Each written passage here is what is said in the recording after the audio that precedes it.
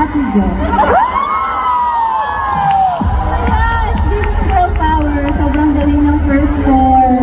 Paano pa mamaya? Pero, dahil sobrang lupit nila, at tagal ko nang di naririnig ko sa inyo, Blooms eh. Pwedeng, isang A naman dyan!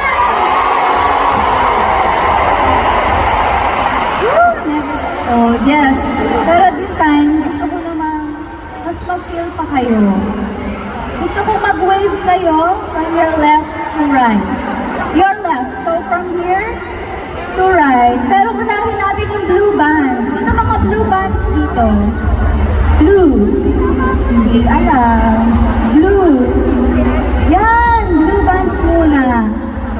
Okay lang tawagin ko yung wave na to na S-wave. Okay, ready ako. Right to left. Okay.